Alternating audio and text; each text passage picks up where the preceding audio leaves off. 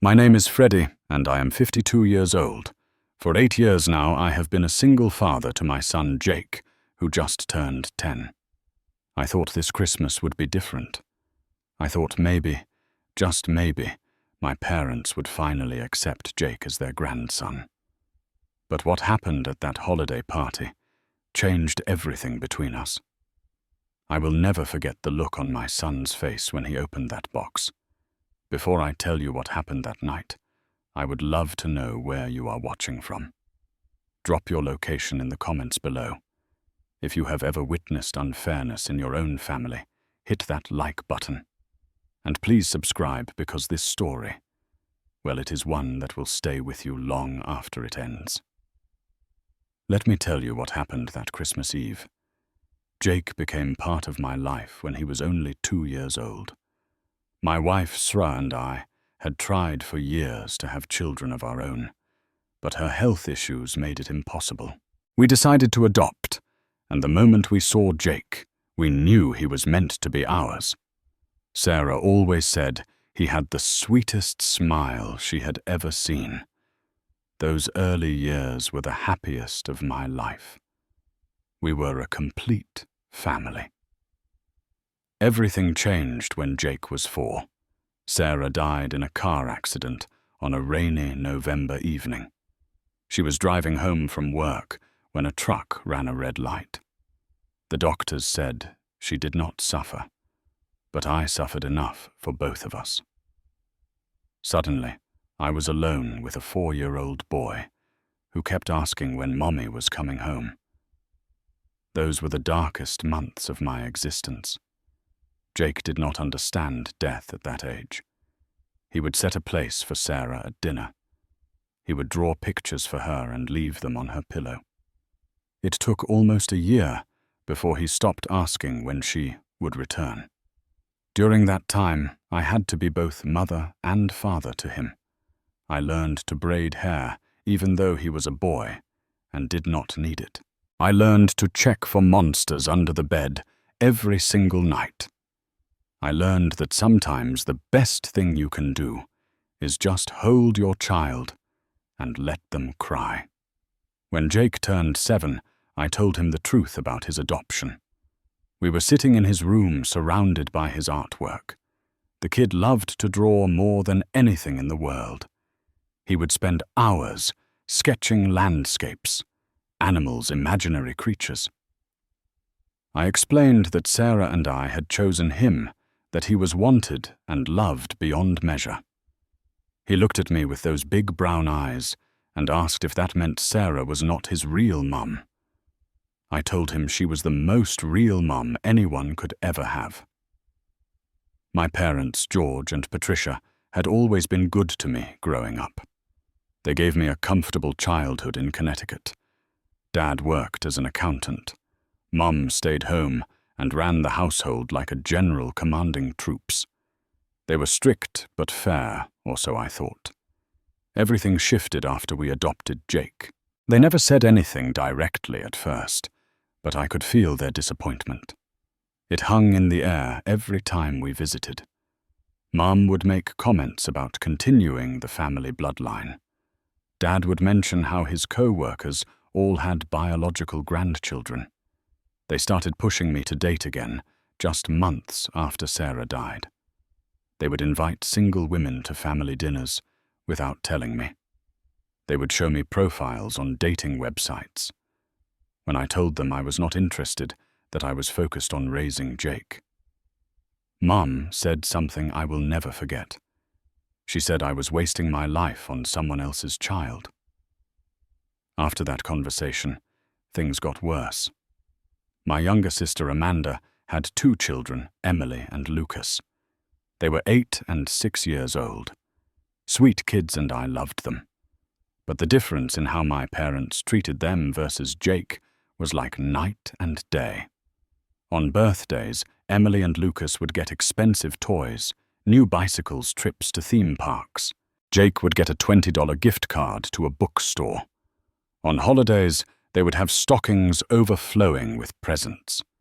Jake would get one small gift, usually something practical like socks or school supplies. I confronted my parents multiple times over the years. Each time they would make excuses. They would say they were on a tight budget. They would claim they forgot. They would insist I was being too sensitive. But I knew the truth. They could not accept that Jake was not their biological grandson. They saw him as less than family, as an outsider who did not deserve their love or attention. This past November, I seriously considered skipping Christmas with them entirely. Jake had started asking questions that broke my heart. One night, while I was tucking him into bed, he looked up at me and whispered, "Dad, why don't Grandma and Grandpa love me?" I did not know what to say. How do you explain to a 10-year-old that some people are incapable of loving beyond blood relations? How do you tell your child that his own grandparents do not see him as worthy? I made a decision that night.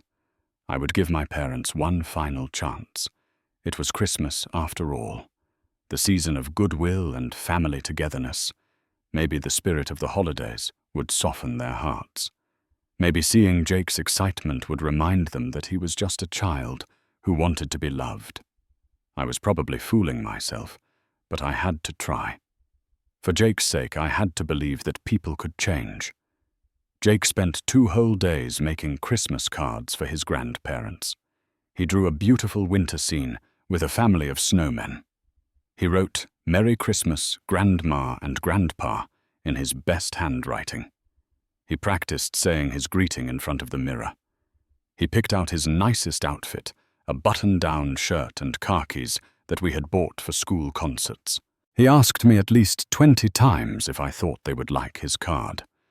Each time I smiled and said they would love it, even though doubt gnawed at my insides. The night before we left for their house, I found Jake sitting on his bed, staring at the card. He had added more details, more colors, more love to every corner of that piece of paper. I sat down next to him and asked if he was excited. He nodded, but did not smile. Then he asked me if I thought this would be the year they finally liked him. That question hit me harder than any punch ever could.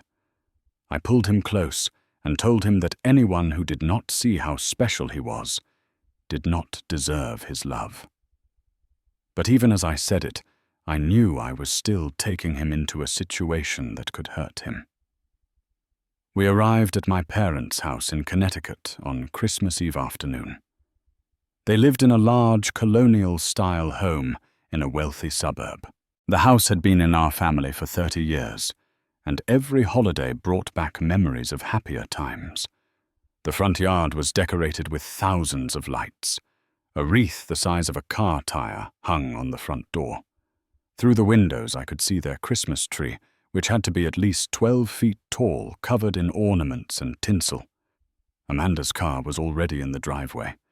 We walked up the front steps, and I could smell gingerbread and roasted turkey wafting from inside. Jake clutched his homemade card in both hands. I rang the doorbell, and moments later Mom opened the door. She was wearing a red sweater with reindeer on it, and had her hair styled perfectly. She smiled when she saw me, but the smile faded slightly when her eyes dropped to Jake. We stepped inside, and the warmth of the house enveloped us. Emily and Lucas came running down the hallway, shouting about presents and cookies. Amanda followed behind them, looking as elegant as ever in a green dress. Dad emerged from the kitchen, wiping his hands on a towel. He gave me a firm handshake and patted my shoulder. Then Emily threw her arms around Grandma, and Lucas jumped into Grandpa's arms. The scene was picture perfect, like something from a holiday movie. Jake stood quietly beside me, still holding his card. He cleared his throat and said, "Merry Christmas, Grandma. Merry Christmas, Grandpa." His voice was small but hopeful. Mom glanced down at him, gave a single nod, and said, "Hello, Jacob." She always used his full name, never the nickname. Dad echoed her greeting with a simple, "Hello." No hug, no smile, just acknowledgement that he existed. Jake held out the card he had worked so hard on. Mum took it from his hands, looked at it for maybe 3 seconds, and placed it on the entry table without comment. She did not say it was beautiful. She did not say, "Thank you." She just set it down like it was junk mail and turned her attention back to Emily, asking about her recent piano recital. I felt my jaw tighten, but I forced myself to stay calm. Jake's face fell, but he tried to hide it. I put my hand on his shoulder and gave it a gentle squeeze, trying to tell him without words that I was there. We moved into the dining room, where the table was set with Mom's finest china. The centerpiece was an elaborate arrangement of pine branches, red berries, and gold candles. Plates were piled high with food that Mom had been preparing for days. There was turkey, with all the trimmings, mashed potatoes, swimming in butter green beans with almonds, cranberry sauce, fresh baked rolls, and 3 different kinds of pie waiting on the sideboard. The seating arrangement told me everything I needed to know. Emily and Lucas had places of honor on either side of Grandma and Grandpa at the head of the table. Amanda and her husband sat close by. I was seated in the middle, and Jake was placed at the far end, almost like an afterthought. He looked so small sitting there by himself, but he did not complain. He just quietly unfolded his napkin and placed it on his lap like I had taught him. Throughout dinner, Mom and Dad doted on Emily and Lucas. They asked Emily about her grades, and she proudly announced she had made the honor roll. Grandma clapped her hands and said she was so proud. They asked Lucas about his soccer team, and he excitedly described scoring 3 goals in his last game. Grandpa said he was a natural athlete, just like his father. Amanda beamed with pride, and honestly, I was happy for my niece and nephew.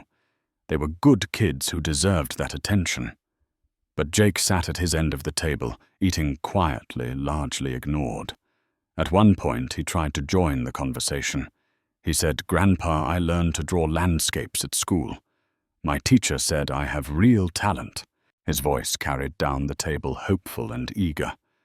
Dad glanced in his direction, gave a distracted nod, and said, "That's nice." Then he immediately turned back to Emily and asked if she had decided what instrument she wanted to learn next year. I watched Jake's shoulders slump. He poked at his mashed potatoes with his fork, no longer interested in eating. I leaned over and whispered, "It's okay, buddy.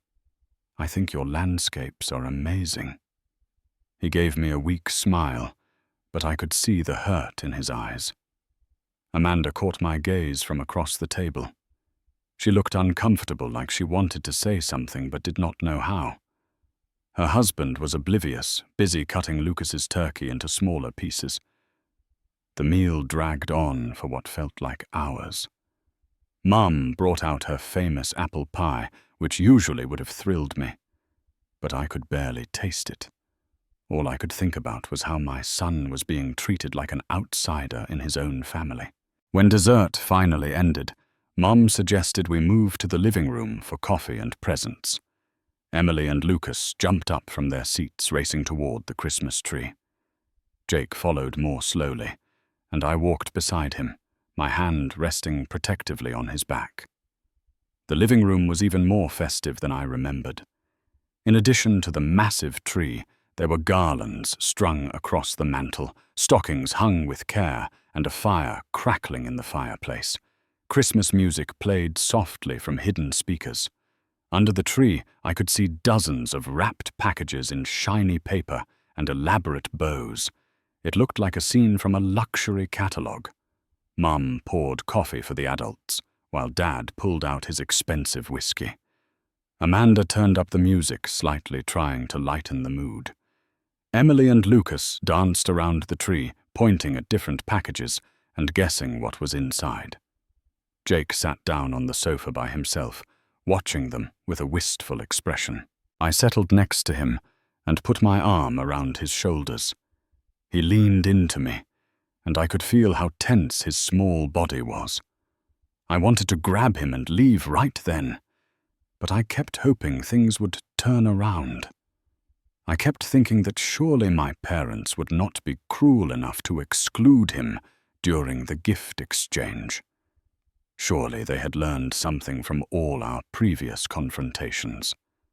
Dad stood up and announced it was time to open presents.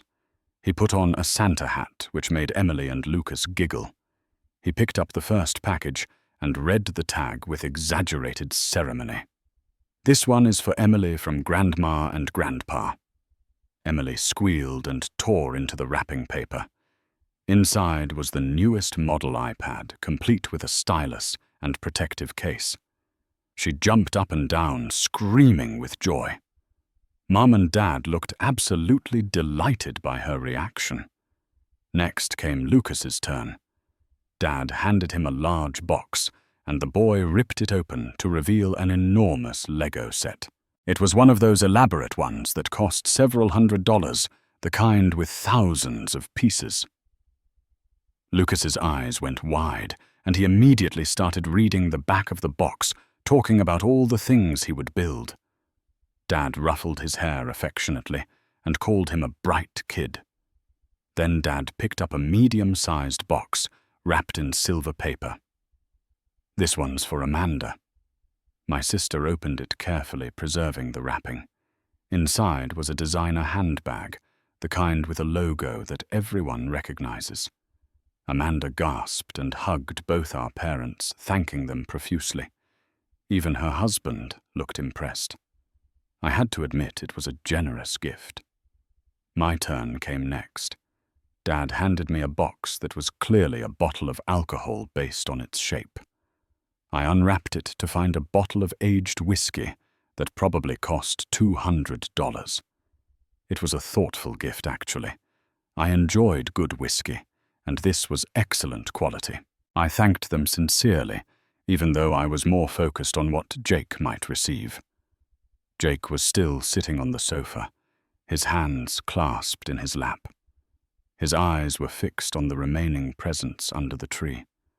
I could see one small box left, wrapped in simple blue paper with a red ribbon. It had to be for him. It was the only gift remaining. My heart sank at how much smaller it was compared to everything else. But at least it was something. At least they had not completely forgotten him. Dad reached under the tree and picked up that last small box. He turned it over and read the tag. "For Jake." His voice was flat, lacking the warmth he had shown when reading the other names. Jake stood up slowly and walked toward his grandfather.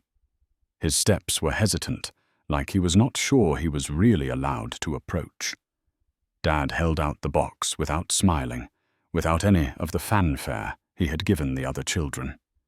Jake took the box with both hands. "Thank you, Grandpa," he said quietly. His fingers trembled slightly as he examined the wrapping. The box was about the size of a jewelry box, maybe a little bigger. For a moment I wondered if they had gotten him something small but meaningful like a watch or a special pen. Maybe I had been wrong to doubt them. Maybe this tiny box contained something that showed they finally cared. Jake carefully untied the ribbon, trying not to tear it. He always did that with presents, preserving every bit of wrapping because he thought it was pretty. He peeled back the tape and folded the paper neatly. Then he lifted the lid of the box. I watched his face, waiting for his expression to light up with surprise or happiness. Instead, his brow furrowed in confusion. He tilted the box toward himself and looked inside more carefully. The confusion on his face turned to something else, something that made my stomach drop. He reached into the box as if he could not believe what he was seeing. His small fingers moved around inside, searching. But there was nothing to find. The box was empty. Completely, utterly empty. Just white tissue paper lining the bottom and nothing more. No gift, no card, No explanation. Just emptiness. Jake looked up at Mum and Dad, his eyes wide and questioning. He did not understand. How could he? What 10-year-old would understand something so deliberately cruel? He looked back into the box, tilting it different ways, as if maybe the gift was hiding somehow. But there was nothing. I stood up from the sofa, my whole body going rigid. I could not believe what I was seeing. The room had gone completely silent. Emily and Lucas had stopped playing with their new toys. Amanda had her hand over her mouth. Even her husband looked shocked. The Christmas music continued playing cheerfully in the background, completely at odds with what was happening. Jake's eyes began to fill with tears. He blinked rapidly, trying to hold them back, but it was no use. One tear escaped and rolled down his cheek, then another, and another. His face crumpled, and he clutched the empty box to his chest. A sound escaped him, a small, broken sob that cut through me like a blade. I started moving toward him, but I felt like I was walking through water. Everything seemed to be happening in slow motion. My son, my beautiful boy, was standing in front of his grandparents, holding an empty box and crying. And they were just watching him. I wanted to scream. I wanted to grab that box and throw it across the room. I wanted to demand an explanation, to shake my parents until they understood what they had done. But all I could do was move toward my son, my arms reaching for him. Before I could get there, Mum spoke. Her voice was cold and sharp, cutting through the silence like ice. "What's wrong, Jake?" she asked, as if she genuinely did not understand, as if she had not orchestrated this entire moment of humiliation. Jake could not answer. He just stood there, tears streaming down his face, staring at the woman who was supposed to love him unconditionally. I reached Jake and put my hands on his shoulders. I looked into the box myself, confirming what I already knew. Empty. I turned to face my mother, and she was actually smirking. A small, satisfied smile played at the corners of her mouth. I felt something break inside me in that moment. Not my heart, because that had broken years ago watching my parents treat my son as less than. This was something deeper. This was the final severing of whatever bond I thought we still had. "Mum, what is this?" I asked. My voice sounded strange to my own ears, too calm, too controlled. I was beyond anger. I had moved into a territory I did not have words for. She looked at me with that same cold smile and shrugged slightly. Dad was staring at his whiskey glass, unable or unwilling to meet my eyes. Then Mum said the words that ended our relationship forever. "That boy doesn't need anything, does he? He already has you. Isn't that enough?" She said it so casually, as if she were commenting on the weather, as if she had not just delivered a devastating blow to a child, as if she had not just proven beyond any doubt that blood meant more to her than love or decency or basic human kindness. Amanda found her voice. "Mum, that's cruel." Her words came out sharp and shocked. She looked at our parents as if she were seeing them for the first time. But Mum just waved her hand dismissively. "Stay out of this, Amanda. This is between me and your brother." Her tone made it clear the conversation was over as far as she was concerned. I looked at Dad, waiting for him to say something to contradict Mom, to show some shred of humanity. But he just took another sip of his whiskey and looked away. That silence was as damning as anything Mom had said. It meant he agreed with her. It meant they had planned this together. They had deliberately wrapped an empty box, put my son's name on it, and watched him open it in front of everyone. I looked down at Jake. He was shaking now, still clutching that empty box, like maybe if he held it tight enough, something would appear inside. His tears had soaked the collar of his nice shirt, the one he had been so excited to wear. I bent down and wrapped my arms around him, pulling him against me. He buried his face in my chest and sobbed. I did not say anything to my parents. There was nothing to say. No words existed that could adequately express my disgust, my fury, my absolute devastation at what they had done. I simply stood up, keeping Jake close to me. I guided him toward the entryway where our coats were hanging. Amanda called after me, "Freddie, wait!" But I did not wait. I could not stay in that house for one more second. I helped Jake into his coat with shaking hands. He was still crying, making small hiccuping sounds that tore at my soul. I put on my own coat and opened the front door. The cold December air hit us a shock after the warmth of the house. Behind us, I could hear Amanda's voice rising in anger, confronting our parents. But I did not turn back to listen.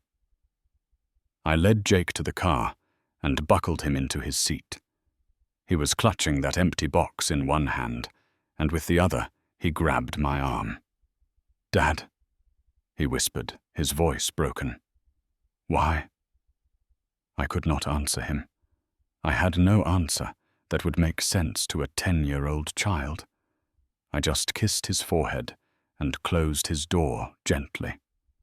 As I walked around to the driver's side, I looked back at the house one last time.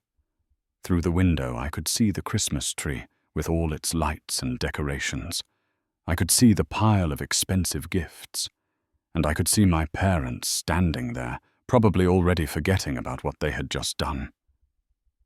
I got in the car, started the engine, and drove away from that house. I did not know it yet, but I would not return for a very long time. The drive home was silent, except for Jake's occasional sniffles. I glanced at him every few minutes, but he was staring out the window at the passing lights. He still had not let go of that empty box. When we got home, I carried him inside, even though he was really too big to be carried. He did not protest. He just wrapped his arms around my neck and held on tight. I tucked him into bed fully clothed, because he did not have the energy to change.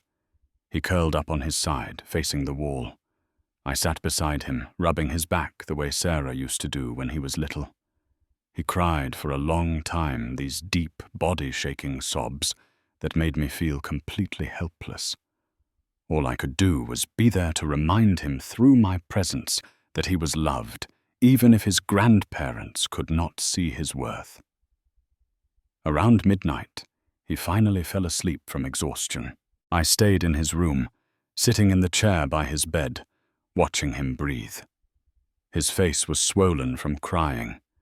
His hair stuck to his forehead with dried tears. He looked so small and vulnerable. I thought about Sarah and how she would have handled this situation. She would have been furious, but she also would have known exactly what to say to make Jake feel better. I felt like I was failing him. The next morning, Christmas Day, Jake did not want to get out of bed. I tried to tempt him with pancakes, his favorite breakfast, but he just shook his head and turned away. He asked me a question that nearly destroyed me. "Dad, did I do something wrong?" His voice was tiny, barely audible. I sat on the edge of his bed and took his hand. "No, son, you did absolutely nothing wrong." I said it firmly, needing him to believe it. "Grandma and Grandpa are the ones who made a terrible mistake. What they did was cruel and unfair, and it has nothing to do with who you are as a person." He looked at me with those red-rimmed eyes and asked if they hated him. I told him I did not think they hated him, but that they were unable to see what an incredible person he was. I told him that was their loss, not his failure. Over the next few days, my phone would not stop ringing. My parents called at least 10 times a day. I never answered. They left voicemails that I deleted without listening to. Amanda sent text messages every few hours. Most of them said she was sorry, that she had no idea they were planning something so horrible. I believed her. Amanda had always been kind to Jake. She replied to one of her messages, telling her this was not her fault, but that I needed space. Jake changed after that night. The kid who used to fill notebook after notebook with drawings barely picked up a pencil. He stopped talking about school. He moved through the house like a ghost, quiet and withdrawn. I tried everything to bring him back. I suggested we go to his favorite pizza place. I offered to take him to the movies. I even bought him a new set of expensive colored pencils. Nothing worked. He would just nod politely and then retreat to his room. A week after Christmas, I sat alone in my home office late at night. Jake was finally asleep after hours of tossing and turning. I kept replaying that moment when he opened the box. The confusion, the hurt, the tears. My parents had deliberately humiliated a child, their own grandson, simply because he did not share their DNA. The more I thought about it, the angrier I became. I pulled out a piece of paper and started writing. The words poured out of me, everything I had held back for years. I wrote about the first time they had shown disappointment when we adopted Jake. I wrote about every birthday they had shortchanged him. I wrote about every family gathering where they had made him feel like an outsider. I wrote about watching my son learn to expect less, to accept crumbs, to believe he was not worthy of their love. Then I wrote about the empty box. I described what I had seen on his face. I described the sound of his crying that night, how it had echoed through our house for hours. I described the question he had asked me, whether he had done something wrong, and how that question proved they had succeeded in making him doubt his own worth. I told them this was unacceptable, that blood did not make a family, that their inability to love Jake said everything about their character and nothing about his value. I ended the letter with a decision. I told them I was cutting off contact until they could prove through actions, not words, that they were willing to treat Jake with the love and respect he deserved. I told them that meant therapy, genuine apologies, and a complete change in behavior.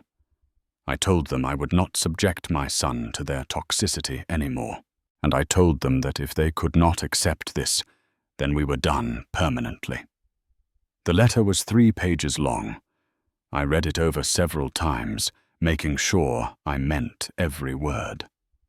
Then I packaged it up along with the unopened bottle of whiskey they had given me for Christmas. I wanted nothing from them. I drove to the post office the next morning and sent it certified mail so I would know they received it. Then I went home and blocked their phone numbers. 3 days after I sent the letter, Mum called from a number I did not recognize. I answered without thinking. Her voice came through the phone, sharp and defensive. "Freddie, we received your letter. This is absolutely ridiculous." She did not sound apologetic. She sounded annoyed. I cut her off before she could continue. "Mum, I've said everything I need to say in the letter." My voice was calm but firm. She tried again. "You're overreacting. It was just a joke. We thought Jake would think it was funny." A joke. She called that calculated cruelty a joke. I felt my grip tighten on the phone. "Mum, you gave my 10-year-old son an empty box and called it a joke. You watched him cry in front of everyone and thought that was funny."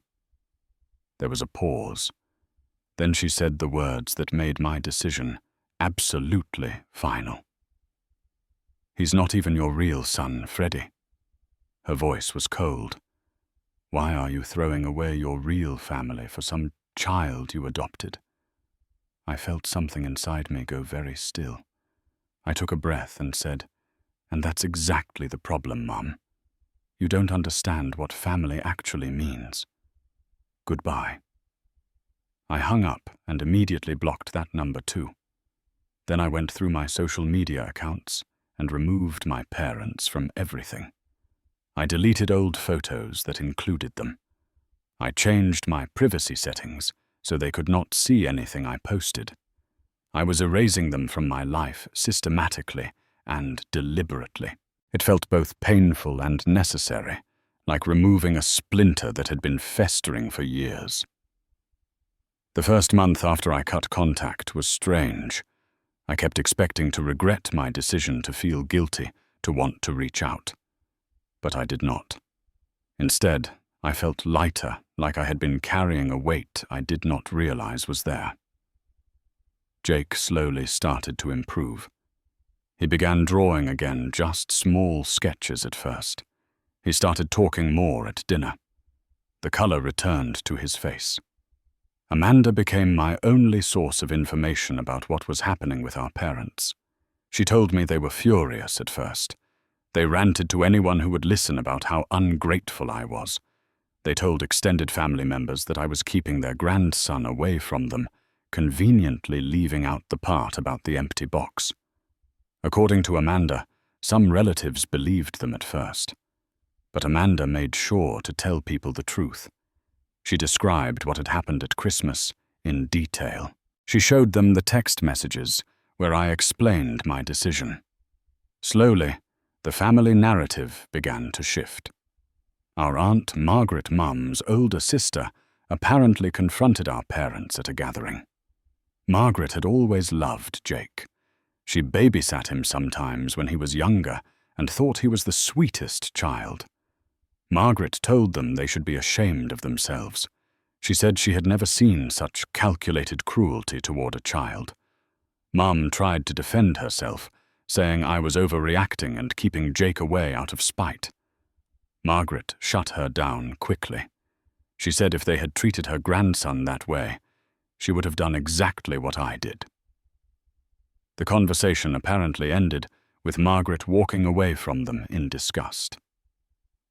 Valentine's Day came in February. I received a card in the mail addressed to Jake. The return address was my parents' house. The card had puppies on the front and a generic message inside about being special. There was no apology, no acknowledgement of what they had done. Just a standard card like you would give to any child. I put it back in the envelope and wrote, "Return to sender," across it. I dropped it in the mailbox that same day. In March, it was Dad's birthday. Every year since I was 18, I had called him on his birthday without fail. This year, I did not. I did not send a card. I did not send a gift. I did nothing. Amanda told me later that he kept checking his phone all day, waiting for my call. Mum told him I was being childish, but Amanda said Dad looked sad, which was unusual for him. He was not an emotional man normally. That same month, there was a family wedding. My cousin was getting married, and normally this would have been a huge event that everyone attended. I received an invitation, but decided not to go. I could not sit in a room with my parents and pretend everything was fine. Jake asked why we were not going to the wedding, and I told him simply that we were not ready yet. He nodded and did not ask more questions. Amanda went to the wedding and reported back. She said our parents looked uncomfortable the entire time. Multiple relatives asked where Jake and I were. Mum and Dad gave vague excuses about us being busy, but people knew better. The gossip had spread through the family. Everyone knew about the empty box incident by then. Some relatives apparently made pointed comments about the importance of treating all grandchildren equally. The most significant moment came when Aunt Margaret approached them during the reception. According to Amanda, Margaret did not mince words. She walked up to their table and said loud enough for nearby people to hear, "You should be ashamed.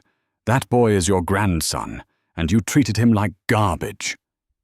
Mum tried to object, but Margaret continued. "I've known you for 40 years, Patricia. I've never seen you this cold. Blood doesn't make family. Love does. And you've failed at loving that child." Dad apparently said nothing during this confrontation. He just sat there staring at his plate. Mum tried to defend their actions, claiming they had legitimate reasons. Margaret asked what possible legitimate reason existed for giving a child an empty box as a Christmas present. Mum could not answer. Margaret walked away, and Amanda said several other relatives avoided our parents for the rest of the evening. In April, something happened that I had not anticipated. Dad had a heart attack. It was not severe, but it was serious enough to land him in the hospital for several days. Amanda called me immediately, her voice shaking. She said the doctors were calling it a mild cardiac event, likely brought on by stress. They were keeping him for observation and running tests. My first instinct was to rush to the hospital. Despite everything, this was still my father. But then I thought about Jake. I thought about how running to Dad's bedside would send a message to my son that these people deserved our immediate forgiveness, regardless of their actions. I called Amanda back and asked for details. She told me he was stable, not in any immediate danger. I told Amanda I was glad Dad was okay, but that I would not be visiting. She understood, though I could hear disappointment in her voice. She asked if I would at least call him. I said I would consider it. Then Mum got on the phone somehow. Her voice was sharp and accusatory. "Your father is in the hospital, and you can't even be bothered to visit." I took a breath before responding. "When he's ready to apologize to Jake for what you both did, I'll be there." Mum made a sound of frustration. "This is ridiculous, Freddie. He could have died." I felt a flash of anger. "And Jake could have been permanently damaged by what you did to him. Actions have consequences, Mum." I ended the call. Over the next few days, I struggled with my decision. Was I being too harsh? Should I prioritize family peace over principle? I talked to Jake about it in age-appropriate terms. I told him his grandfather was sick, and I asked how he felt about it. Jake surprised me with his answer. He said he hoped Grandpa got better, but he did not want to see him yet. He said he was still hurt. That 10-year-old child had more emotional wisdom than many adults. Dad was released from the hospital after 5 days, with instructions to reduce stress, take medication, and change his diet. Amanda kept me updated. She said he was unusually quiet when he came home. He sat in his favorite chair and stared out the window a lot. When Emily and Lucas came to visit, he hugged them tight. Amanda said she heard him ask Lucas if Jake ever talked about him. Lucas, being 6 and honest, said Jake did not really mention him anymore. That night, Amanda texted me that Dad had cried. Our father, who I had maybe seen cry twice in my entire life, had broken down after the kids left. He told Amanda that he missed his grandson. Not his biological grandson, but Jake. He said he had made a terrible mistake. Amanda asked if he wanted her to tell me that. He said no, that he needed to find the courage to say it himself first. 2 weeks after Dad came home from the hospital, something changed. Amanda told me that our parents had been having long, intense conversations. Arguments, really. She could hear raised voices through the walls when she visited. Mom was defensive, insisting they had done nothing wrong. Dad was pushing back, which was unusual for him. He normally went along with whatever Mom wanted to keep the peace. One evening, Amanda called me with an update. She said Dad had told Mum directly that they needed to fix what they had broken.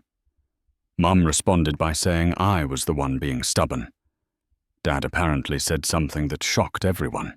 He said, "We gave a child an empty box on Christmas.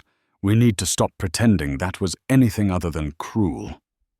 According to Amanda, Mom stormed out of the room. The conversations continued over several days. Amanda said she had never seen our parents fight like this. They had always presented a united front, agreeing on everything. But this had created a crack in that foundation. Dad was finally seeing the situation clearly, probably helped by his health scare. He realized life was too short to lose his son and grandson over pride. Finally, one night, Dad sat Mum down and said they needed to apologize. Not a casual sorry, but a real meaningful apology that acknowledged the damage they had caused. Mum resisted. She said I was overreacting and Jake would get over it. Dad asked her a question that apparently stopped her cold. "Patricia, when you were 10 years old, how would you have felt if your grandparents gave you an empty box for Christmas?" Mum could not answer. The question forced her to actually consider what they had done from Jake's perspective. She tried to deflect, saying it was different because Jake was adopted. Dad interrupted her. "No, it's not different. He's a child. He's our grandson. We failed him, and we failed Freddie. I can't spend whatever time I have left estranged from them." That conversation was the turning point. Mum finally broke down. She admitted for the first time that she had been bitter about not having biological grandchildren from me. She said she had taken that bitterness out on Jake, which was wrong. She said she was angry that I chose Jake over the possibility of remarrying and having biological children.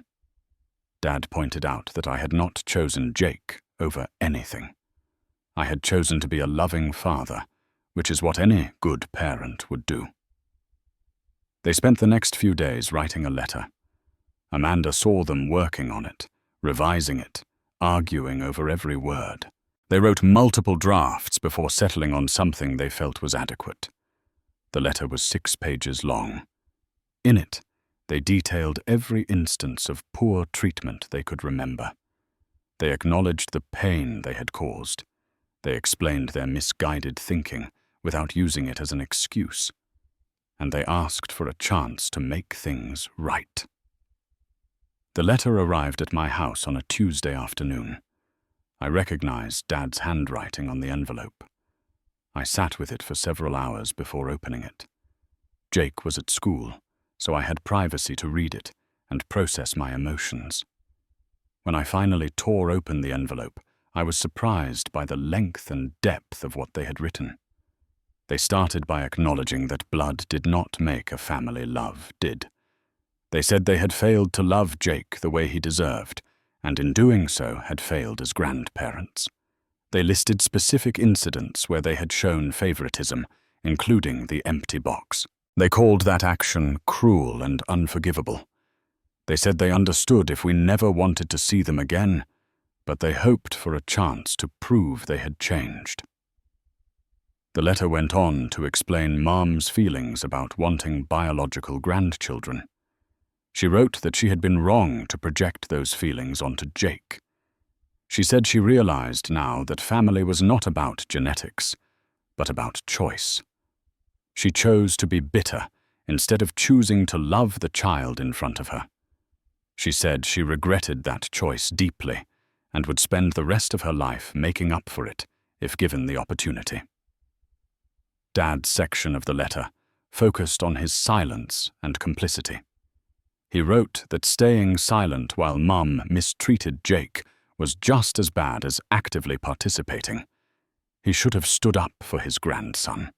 He should have been the voice of reason. His health scare had made him realize that life was precious and short, and he did not want to waste whatever time he had left being estranged from his son and grandson. The letter ended with a request. They wanted to see us, but only if we were comfortable with it. They said they understood we might need more time. They promised that if we agreed to meet, they would listen to whatever we had to say. They would accept our boundaries. They would prove through actions, not just words that they had changed. The letter was signed by both of them, and there was a postscript from Mom that simply said, "I'm sorry I hurt your boy." I read the letter 3 times. By the 3rd reading, I realized I was crying. Not because I forgave them instantly, but because this was the first time they had truly acknowledged what they had done. This was not a defensive justification. This was genuine remorse. I put the letter aside and tried to figure out what I felt. I was still angry. I was still hurt on Jake's behalf, but I also felt a small opening where complete closure had been before. 2 weeks went by. I did not respond to the letter. I needed to think carefully about what was best for Jake. One evening I sat down with him and told him his grandparents had written us a letter. I asked if he wanted to hear what it said. He nodded slowly, so I read him an edited version, skipping the parts that might be too heavy for a 10-year-old to process. When I finished, Jake was quiet for a long time. Then he asked, "Do they really mean it?" It was the same question I had been asking myself. I told him honestly that I thought they did, but that saying sorry and actually changing were 2 different things. I told him we did not have to see them if he did not want to. I told him his feelings mattered most in this situation. Jake thought about it for several days. Finally, he came to me and said he wanted to give them one chance, not because he trusted them, but because he wanted to know if they could really change. I was proud of him for that. He was showing more maturity than many adults ever achieve. I told him we would do it together, and if at any point he felt uncomfortable, we would leave. I called Amanda and told her we were willing to meet. She started crying on the phone. She said she would arrange it and keep it small, just the 4 of us at first. We agreed on a neutral location, a park near my house where Jake and I often went. I did not want to go back to their house. Too many bad memories there. The day of the meeting arrived. It was a Saturday afternoon in late May. The weather was pleasant warm, but not hot. Jake and I arrived at the park first. We sat on a bench near the pond, watching ducks swim. He was nervous, bouncing his leg up and down. I put my hand on his knee to steady him. "Remember, buddy, you're in control here. We leave whenever you want." I saw my parents' car pull into the parking lot. They got out slowly, like they were nervous too. Dad looked older, somehow thinner. Mum's hair had more grey than I remembered. They walked toward us, and I could see they were carrying a small bag. As they got closer, I stood up but kept myself between them and Jake, a protective instinct I could not shake. They stopped a few feet away. Dad spoke first. "Thank you for agreeing to see us." His voice was humble, lacking its usual authority. I nodded, but said nothing. Then they did something I never expected. Both of them knelt down, not just crouching, but actually on their knees on the ground. They knelt so they were at eye level with Jake, who was still sitting on the bench.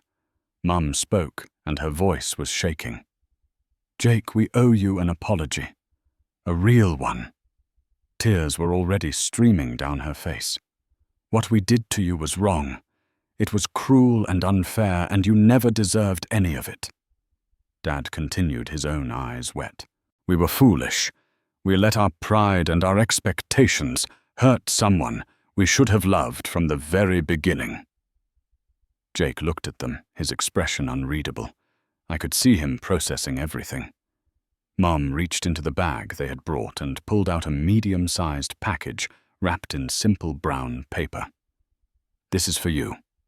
But before you open it, I want you to know that no gift can make up for what we did. This is just a small way to show you that we see you now. We see who you are and what you love." Jake looked at me for permission. I nodded. He took the package carefully and unwrapped it slowly, just like he always did. Inside was a professional art set the kind that real artists use. There were high-quality pencils, charcoals, pastels, and watercolors. There was also a leather-bound sketchbook with his name embossed on the cover. It was thoughtful and personal, clearly chosen with Jake's interests in mind. But Mum was not done. "Jake, I need to tell you something important. You are our grandson. It doesn't matter that we don't share DNA. It doesn't matter how you came into this family. You belong here. You always did. We were just too blind to see it." She was crying openly now. "I was a bitter, foolish old woman who hurt you because of my own issues. There's no excuse for what I did. I gave you that empty box because I wanted to hurt your father, and I used you to do it. That makes me a terrible person." George took over. "We want to make things right, Jake. But we understand if you need time. We understand if you never want to see us again. We just want you to know that we're sorry, and we love you." The word love seemed to catch in his throat. This was not easy for him. I knew my father well enough to know that admitting he was wrong went against every fiber of his being. Jake stared at the art set in his hands. Then he looked up at his grandparents, who were still kneeling on the ground. I held my breath, waiting to see what he would say. Finally, in a voice barely above a whisper, he asked the question that had been haunting him since Christmas. "Why did you give me an empty box?" Mum sobbed. "Because I was angry and cruel. I wanted to show your father that I disapproved of his choices, but you were the one who got hurt, and that's unforgivable." She paused, struggling to continue. "You didn't do anything wrong, sweetheart. This was always about my failures, never about you." Dad added, "We missed so much, Jake. We missed seeing you grow. We missed your artwork. We missed the chance to know the incredible person you're becoming. And that's on us, not you." There was genuine pain in his voice, the sound of someone who had finally realized what they had lost. The meeting at the park lasted about an hour. We did not solve everything that day. Trust is not rebuilt in 60 minutes. But it was a start. Jake asked more questions, and my parents answered honestly. They did not make excuses. They did not try to minimize what they had done. They simply took responsibility. Before we left, Jake did something that surprised me. He stood up and hugged his grandmother. It was brief, maybe 3 seconds, but it was genuine. Mum gasped and hugged him back carefully as if he might break. Dad's face crumpled, and he wiped his eyes roughly. I felt my own throat tighten, watching this small gesture of forgiveness from my son. Over the following weeks, we established a new pattern. My parents would visit every Saturday afternoon. The visits were short at first, maybe 30 minutes. They would bring something small for Jake, always related to his art. A book about famous painters, a documentary about sculpture, tickets to a local art museum. They were learning about his interests, showing genuine curiosity about his passion. The change was not immediate or perfect. There were awkward moments. There were times when old patterns tried to resurface, but my parents would catch themselves now. Once Mum started to compare Jake's latest report card to Emily's. She stopped mid-sentence, apologized, and asked Jake about his favorite subject instead. These small course corrections showed real effort. In June, it was Jake's 11th birthday. My parents asked if they could host a party for him. I was hesitant, but Jake said he wanted to try. So we went to their house for the first time since Christmas. The house looked the same, but the atmosphere was completely different. There were decorations, specifically for Jake. Balloons in his favorite color. A cake decorated with an artist's palette. Gifts that were thoughtful and personal. Emily and Lucas were there too. I watched carefully to see if my parents would revert to their old favoritism. Instead, they made sure to give equal attention to all 3 grandchildren. When Emily tried to dominate the conversation, Grandma gently redirected and asked Jake about his week. When Lucas wanted to play his game, Grandpa suggested they all play something together instead. The gift they gave Jake that day was significant. It was an easel, a real professional one, along with canvases and oil paints. But more importantly, they gave him something I had not expected. Dad had cleared out a corner of his workshop in the basement. He had installed good lighting, set up shelves for art supplies, and created a dedicated space for Jake to paint whenever he visited. They called it Jake's studio. My son's face when he saw that space is something I will never forget. His eyes went wide, and he walked around the room slowly touching everything. "This is all for me?" he asked. Grandpa nodded. "All for you, buddy. You can come here any time you want to work on your art."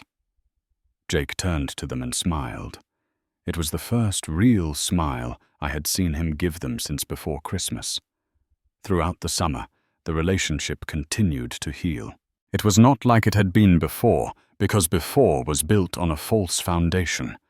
This was something new and more honest. My parents made mistakes sometimes. They still had moments where their old attitudes tried to creep back in. But they were genuinely trying, and that effort made all the difference. In August, something happened that proved how much they had changed. Jake entered a local art competition for kids. His painting was of a family abstract and colorful. He did not win first place. He got third. When we told my parents, their reaction told me everything I needed to know. They did not compare him to other kids. They did not suggest he could have done better. They asked to see the painting and then insisted on getting it professionally framed. They hung it in their living room where everyone could see it. That painting replaced the formal family portrait that had hung there for decades. When I asked Mum about it, she said, "This is more important. This is Jake's heart on canvas, and I want to look at it every day to remember what really matters." That statement, more than any apology, showed me that she understood now. By the fall, things had settled into a new normal. We had family dinners once a month. My parents attended Jake's school art show. They video called him during the week just to check in. They were building the relationship they should have had from the beginning. It was not perfect, and there were still painful memories that surfaced sometimes. But we were moving forward. One October evening, I was sitting with Jake in his room. He was working on a new sketch, his pencil moving confidently across the paper. He had grown so much over the past year, not just physically, but emotionally. He looked up at me and asked, "Dad, do you think people can really change?" I thought about everything we had been through. I thought about my parents kneeling in that park. I thought about Dad's studio gift and Mum hanging Jake's painting in her living room. "I think people can change if they want to badly enough," I told him. "But wanting to change isn't enough. They have to actually do the work. Your grandparents are doing that work." Jake nodded thoughtfully and went back to his drawing. After a moment, he said, "I'm glad I gave them another chance." I squeezed his shoulder. "So am I, buddy." Looking back now, 3 years after that terrible Christmas, I can see the journey we have all been on. My parents learned that family is defined by love and action, not by blood. Jake learned that he has worth regardless of what others think of him. And I learned that sometimes protecting the people you love means setting hard boundaries, even with family.